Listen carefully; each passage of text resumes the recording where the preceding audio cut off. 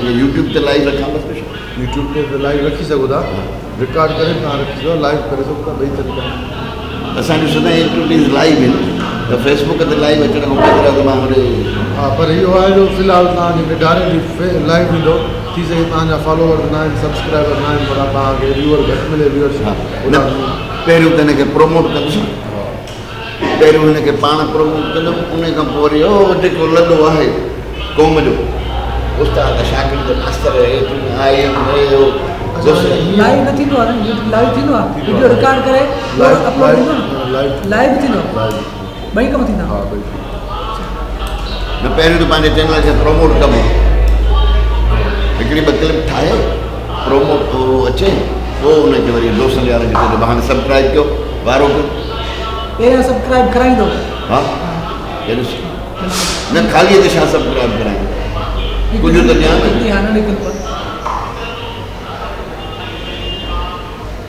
Live mobile में ईअं option हूंदो आहे, जीअं फेसबुक में ऑप्शन हूंदो आहे, लाइव थींदो आहे, लाइव बि तव्हांजो ओके आहे, ठीकु आहे। पासवर्ड साॻियो जीमेल वारो, हा, उहो साॻियो ई आहे, सभु कुझु नालो बि साॻियो आहे, टाइटल लाइव जे जंहिंमें लिखंदो न उन में टाइटल लिखो आहे छाजे लाइ लाइव कयो, यूट्यूब चैनल जो नालो हूंदो आहे, उहो त असां पहिरियों जीअं स्टेटस ठाहींदा आहियूं, उहो नालो फ़िलहालु लियाकत मीरानी साहिब जे नाले सां ई सर्च थींदो ऐं फोटो बि हीअ ई ईंदो, बाक़ी हीअ जेको मथां चैनल जो हुजे URL इहो वरी जीअं तव्हां 1000 ऐं 4000 क्रॉस कंदो पोइ हिते तव्हांजो नालो ईंदो मथां। नालो चेंज करे सघिजे थो? हा, नालो चेंज करे केॾी महिल मिसाल अगरि लियाकत मीरानी लिखियलु आहे, सिंध एजुकेशन मिसाल, हा, उहो करे मिसाल हीअ नंढी एल सां लिखियलु आहे, हींअर वॾी एल लिखियलु आहे, वॾी एल अची वेंदी त इहो कंहिं महिल चेंज करे सही नालो हूंदो तॾहिं त डिमांड थींदी न, सेव एजुकेशन सेव सिंध लिखंदो त कुझु कोन ईंदो। तव्हांजो हाणे चैनल ठही वियो आहे, ज़िंदाबाद, ऐं चैनल ऑलरेडी ठहियलु हो तव्हांजो, थोरो हुनखे मोडिफाई कयो, एडिट कयो,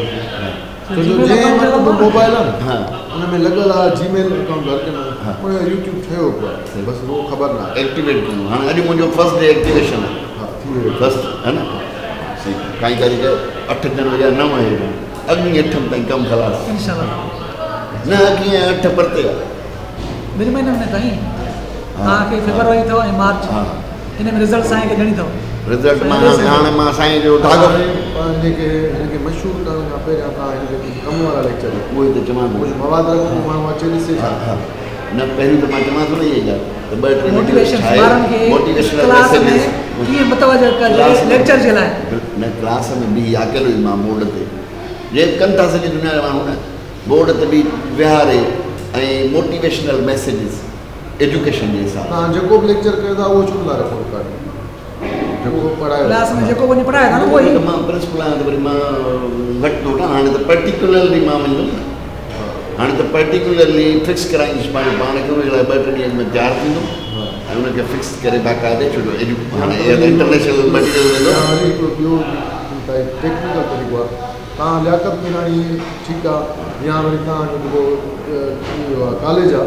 उन नाले सां कयो, समूरा टीचर जा लेक्चर छा आहे, समूरा टीचर जा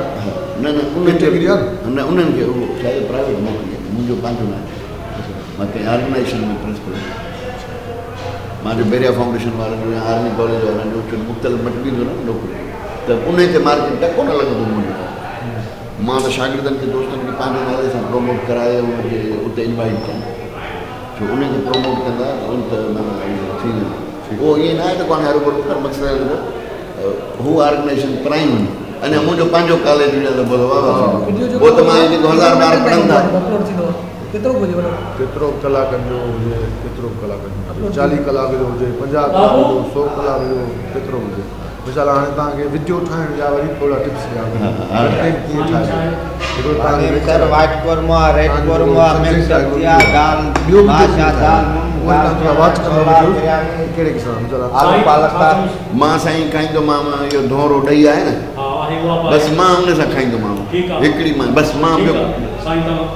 जेको हूंदो हाज़िर लाइट लाइट कढ़ाई सब्जी वग़ैरह या दाल चओ साईं चयो मां मागे दही मां कुझु न खाईंदुमि साईं। साईं चयो मां दही खाईंदुसि मोटो दाल खाए। वग़ैरह ठीकु आहे